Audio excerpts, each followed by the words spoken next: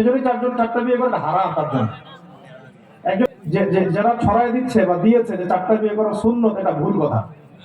চারটা বিয়ে করা সুন্নত না, সবার জন্য চারটা বিয়ে করা সুন্নত না। ভালো করে মাথায় ঢোকান এটা। চার বিয়ে করা জায়েজ। চার বিয়ে করা কি জায়েজ? একসাথে চারজন স্ত্রী রাখাটা জায়েজ। কার জন্য জায়েজ?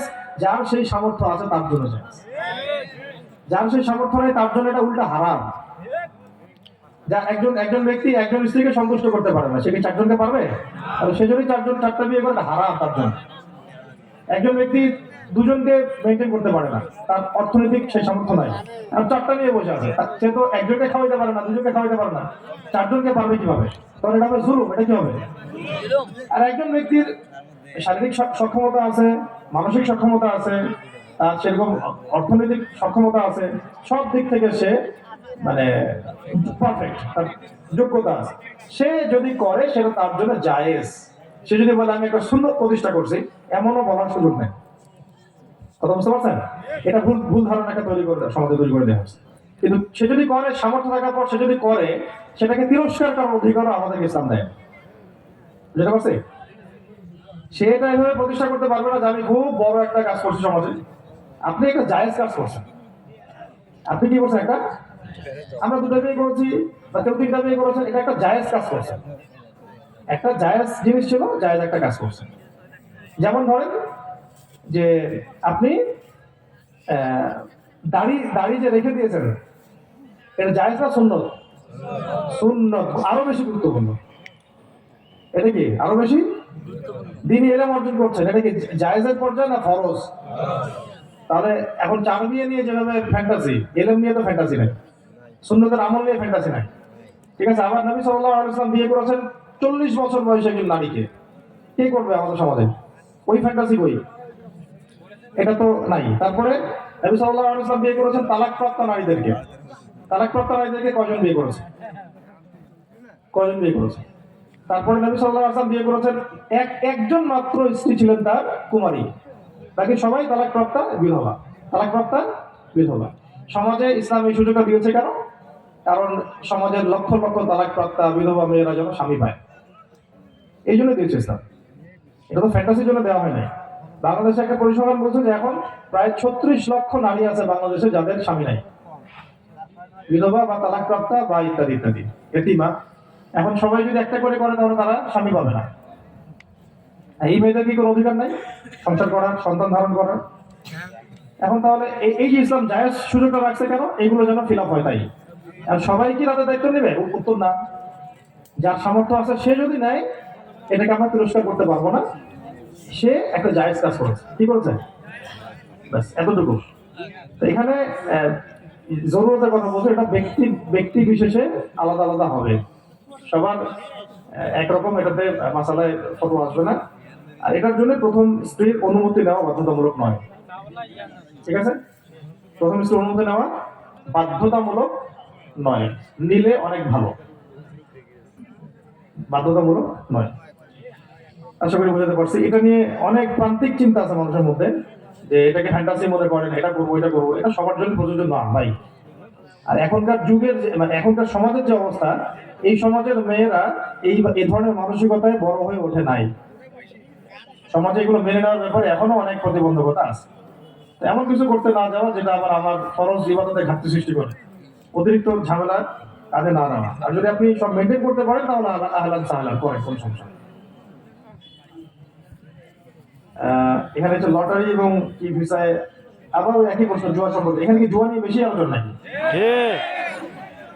আল্লাহ, এখানকার যারা প্রশাসনের লোকজন আছেন, মেম্বার সাহেব, চেয়ারম্যান সাহেব, তারা এগুলো আপনাদের দেখা উচিত। এগুলো তাহলে আপনাদেরকে বড় জবাবদিহিতা করতে হবে, বড় জবাবদিহি করতে হবে। একটা হচ্ছে নিজে পাপ করা, একটা হচ্ছে পাপের সুযোগ তৈরি করে দেওয়া। নিজে পাপ করে একটা ব্যক্তি গোপনে করছে, সেটা না আল্লাহর কাছে মাফ চেয়ে নিল। পাপের পরিবেশ তৈরি করে দিচ্ছেন, আরো জঘন্য গুনাহ করতেছেন। আল্লাহ পাক আপনাদের বুঝান করেন। একবার প্রশ্ন করেছেন যে এখন যারা মারা যাচ্ছে তাদের কবর আযাব, আমাদের দিনের আগে যারা মারা যাবে তাদের কবর আযাব, সময় খেলে আচ্ছা, এটা আসলে আপনার বোঝার ভুল। এই সময়ের হিসেবগুলো আমাদের এই সময়ের হিসেবের মতো না, ঠিক আছে? এটা সম্পূর্ণ আল্লাহ রাব্বুল আলামিনের ইলমে গায়েবের মধ্যে আছেন, যে এটা কিভাবে আল্লাহ পাক কোন জগতে কিভাবে শাস্তি দেন ইলিনে সিজিনে, এটা বোঝার মতো আমাদের জ্ঞান আল্লাহ পাক দেন নাই। ইমানের বিষয় বিশ্বাস করতে হবে, এই পর্যন্ত থাকে খালাস। এইগুলো নিয়ে বেশি ভাবতে যাবেন, মাথা খারাপ হয়ে যাবে, ঠিক আছে?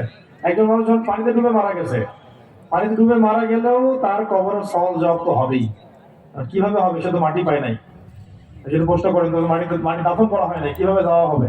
এটা বারজাখের জগতে আল্লাহ কিভাবে করবেন আল্লাহ জানেন, আমরা জানি না, আমরা এই জগৎটা দেখি নাই, ঠিক আছে কথা? এগুলো নিয়ে বেশি মাথা ঘামাতে যাবেন না। যতটুকু ইমান রাখার বাস ইমান রাখা। যারা মানুষের টাকা প্রতারণা করে বাটপাড়ি করে তাদের কি হবে? ওই যে হাক্কুল ইবাদে পড়ে যাবে, সে আমাদের মাঠে নেকি দিয়ে শোধ করতে হবে।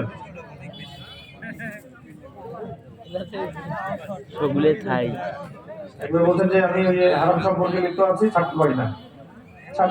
একই কথা, ছাড়তে পারেন না। একটা কাজ করবেন, যেটা ছাড়তে পারেন না ওই জায়গায় কিতাব ধরেন, কিতাব ওটাকে সরাই দিয়ে হাতে কিতাব নেন, কিতাব বই কিতাব নেন, কোরআন নেন, ছাড়া সহজ হয়ে যাবে ইনশাল্লাহ। কোনো বাবা কি কোনো সন্তানকে যাদের সন্তান বলতে পারে না? এটা বলতে পারে না, এগুলো বলা নাজায়েজ এবং এগুলো বলা গুনাহ হয়। এই মায়ের সাথে অনেক খারাপ ব্যবহার করেন, এগুলো করবেন না। পরিবারে এগুলো সন্তানরা এগুলো দেখলে তো পরিবারের সন্তানরা নষ্ট হয়ে যাবে। পরিবার টিকে থাকে হৃদ্যতায়, ভালোবাসায়, বিশ্বাসের ভিত্তি। আবার অনলাইন ক্যাসিনো সম্পর্কে প্রশ্ন আসছে, এগুলো আপনারা সামাজিকভাবে প্রতিবাদ করেন, সামাজিকভাবে এটাকে প্রতিরোধ করেন।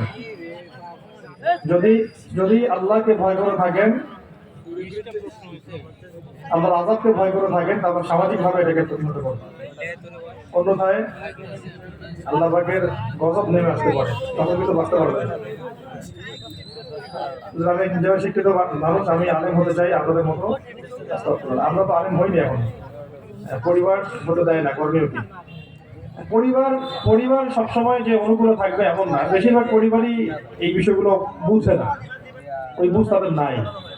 সেক্ষেত্রে পরিবারকে নিয়ে এত বেশি উদ্বিগ্ন হওয়ার দরকার নেই, আপনি আপনার রাস্তায় হাঁটবেন ইনশাআল্লাহ। তো এখানে আমি বলবো যে জেনারেল থেকে এসে আলেম হওয়াটা এত সহজ না, অনেক কঠিন, তবে অসম্ভব না। এই জন্য প্রথমে আপনাকে বরেণ্য কোনো ওস্তাদ ধরতে হবে। এক ওস্তাদ ধরে তার কাছে গিয়ে সিলেবাস করে নিতে হবে যে কোন কোন কিতাবগুলো পড়ে আপনি আলেম হবেন। একটা একটা করে কিতাব শেষ করে আপনি সামনের দিকে আলেম, এভাবে আলেম হবেন। আর শুধু এই কিতাব শেষ করলে আলেম হয়ে যাবেন এমনও না, ওস্তাদের সবক লাগবে, আদব লাগবে, আখলাক লাগবে, আমল লাগবে, তাসকিয়া লাগবে, এগুলো আস্তে আস্তে অর্জন হবে, ঠিক আছে? বান্দার হকে আলোচনা করেছি,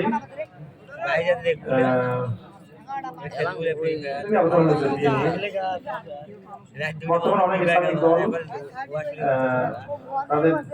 তাদের দলে যোগ দেওয়ার জন্য আহ্বান জানাচ্ছেন। সঠিক দল চেনার উপায় কি? আমি সঠিক বেঠিকের বিষয় যাচ্ছি না। ইসলামিক যে দলগুলো কাজ করছেন তাদের সাথে আপনারা সুসম্পর্ক বজায় রাখবেন, প্রথম কথা হচ্ছে। এখন যদি আপনি কোনো দলের শরীক হন, আমি বলবো যে হলে কোনো সমস্যা নাই, তবে খেয়াল রাখবেন যে আপনার দলের উসুল, আকীদা, উসুল, মানহাজটা যেন আহলে সুন্নাত ওয়াল জামায়াতের বিপরীত কিছু না হয়, এটা খেয়াল রাখা। আর সবসময় খেয়াল রাখবেন যে ওলামায়ে কেরাম কাদের সাথে আছে, এই কথাটা খুব ভালো করে মাথায় ঢোকান। এটা আজকের শেষ কথা আলোচনা। সবসময় হক আর বাতিলকে পার্থক্য করার জন্য এটা দেখবেন না যে ফেসবুকে কাকে মানুষ বেশি ফলো করে, ঠিক আছে, ইউটিউবে কার লেকচার বেশি মানুষ দেখে, আহলে ফেসবুক ওয়াল জামাতে কে বেশি পপুলার, এগুলো দেখতে যান। আপনারা দেখবেন ওলামায়ে কেরাম কাকে বড় মুরব্বী আলেম মনে করে। বুঝতে পারছেন কি? আমি একজন তালেবে ইলম বা ৮-১০ জন ভাই হয়তো তালেবে ইলমও না, তারা পড়াশোনা শুরু করে নাই, তারা কার পিছনে ছুটছে এটা ততটা বড় কথা না, যতটা বড় কথা হচ্ছে বড় বড় ওলামায়ে কেরামগণ কাকে মুরব্বী করে করছে। আমি বুঝতে পারলাম? আপনারা দেখবেন ওলামায়ে কেরামগণ কার জুতা বহন করছেন, ওই জুতার মালিকের কাছে আপনি দৌড় দেন এবং তাদের সাথে আপনি থাকেন।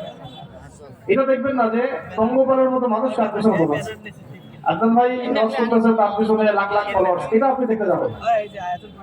আপনি দেখবেন আদনান ভাই কার পেছনে দৌড়াচ্ছে এলেম নেওয়ার জন্য। বুঝতে পারছি কি? আমি একটা এক্সাম্পল দিলাম। আমি আলেম না, আমি তালেম। আলেম হওয়া এত কত কঠিন, আর এটার যে কত বড় স্তর আছে, এটা কিছুটা কেবল বুঝতে শিখছি আর কি। আমি কিছুটা কেবল বুঝতে শিখছি। তো এটা দেখবেন না যে অনলাইনে অফলাইনে বিভিন্ন জায়গায় মানুষ কোন কোন সেলিব্রিটি, কোন কোন বক্তা, কোন কোন মানুষের পিছনে বেশি দৌড়ায়। এটা মূল মানদণ্ড না। মানদণ্ড হচ্ছে ওলামায়ে কেরাম, আহলুল ইলম, সাহিবুল ইলম, তারা কাকে মুরব্বী মনে করে, কার কাছে দৌড়ায়। বুঝতে পারছি? আর একটা বিষয়, আমাদের সবার সৌভাগ্য যে বাংলাদেশের প্রত্যেকটা ঘরানার মধ্যেই, প্রত্যেকটা জেলার মধ্যেই, জেলা, বিভাগ, থানা, ইউনিয়ন, সব জায়গাতেই মুহাক্কিক আলেমদের জামায়াত আছে আলহামদুলিল্লাহ।